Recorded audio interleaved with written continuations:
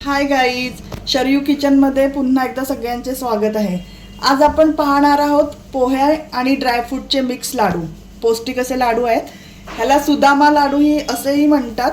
आणखीन हे स्पेशली असे गोकुळाष्टमीला बनवले जातात. पण मी तुम्हाला आज दाखवते हे बनवून. हे बघा, इथे मी पोहे घेतलेत. हे सफेद तीळ आहेत, हे शेंगदाणे आहेत, हे पिस्ता घेतलेत मी, थोडे काजू आहेत, थोडे बदाम आहेत, हे आपलं साजूक तूप आहे आणि हा 1 वाटी गूळ आहे. चला आता आपण कृती पाहूया. हे सर्वात आधी मी एका कढईमध्ये कढई गरम करून आहे ना, पोहे कढईत टाकलेत आणि पोहे छानपैकी आपण भाजून घ्यायचे आहेत. सगळे जिन्नस असेच आपण छानपैकी भाजून घेणार आहोत. हे बघा, असे पोहे आपले छानपैकी पोह्याचा कलर चेंज झालेला आहे. पोहे आपले भाजून झालेले आहेत. आता आपण पोहे काढून घेणार आहोत. एका ताटात पोहे काढून घ्यायचे आणि अशाच प्रकारे सगळे जिन्नस आपण कढईमध्ये थोडे थोडे भाजून घ्यायचे.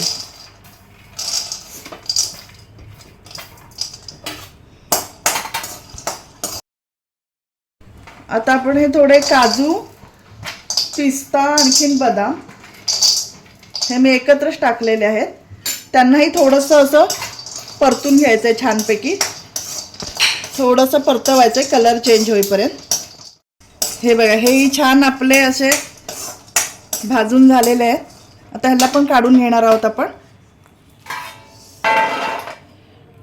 आणि आता थोडेसे तीळ, हे थोडेसे तीळ भाजून घ्यायचे. हे बघा, असे ह्या प्रकारे आपले तीळही भाजून छान झालेले आहेत. आता आपण हे सगळं एका ताटात काढून घ्यायचं आणि थोडं थंड व्हायला द्यायचं आहे. 5 मिनटं हे थंड झालं की आपल्याला हे मिक्सरच्या भांड्यात फिरवून घ्यायचं आहे. सगळ्यात आधी आपल्याला हे पोहे मिक्सरच्या भांड्यात फिरवून घ्यायचे आहेत भाजलेले. आणखीन मग ड्रायफ्रूट फिरवून घ्यायचे आहेत. थोडं 5 मिनटं थंड होऊन दे. हे भाजलेले पोहे मी मिक्सरच्या भांड्यात घेतलेत. आता आपण ह्याला मिक्सरच्या भांड्यात फिरवून घेणार आहोत. थोडेसे जाडसरच ठेवायचे त्यांना. आपण याला फिरवून, हे बघा, पोह्याची अशी पावडर झालेली आहे छानपैकी. थोडी रवाळ अशी पावडर झाली आहे, रव्यासारखी. पहिले पोहे लावून घ्यायचे आणि नंतर ड्रायफ्रूट एकत्र सगळे फिरवायचे. पोह्यांबरोबर ड्रायफ्रूट नाही घालायचे, मग ते नीट वाटलं जात नाही. हे पोहे मी पहिले फिरवून घेतलेत. आता मी ड्रायफ्रूट वाटून घेणार आहे. ड्रायफ्रूटची सुद्धा अशी छान जाडसर पूड झालेली आहे. आता मी ह्याच्यामध्ये हा गूळ घेतला, तर गूळ ॲड करणार आहे. तुम्हाला पाहिजे तेवढं, जेवढा गोड पाहिजे तेवढं तुम्ही गूळ घेऊ शकता. हा गूळ मी ड्रायफ्रूटमध्ये घालते आणि पुन्हा एकदा मिक्सरला फिरवून घेणार आहे. हे बघा गाईज, अशा प्रकारे हे मी मिक्सरला ड्रायफ्रूट त्याच्यामध्ये गूळ मिक्स करून वाटून घेतलं आहे. हे छानपैकी असं आपलं रवा वाटण तयार झालं आहे. आता मी ह्याच्यामध्ये ही पोह्याची जी आपण पावडर करून घेतली आहे ती मिक्स करणार आहे आणि सगळं परत एकदा छान मिक्स करून घ्यायचं आहे.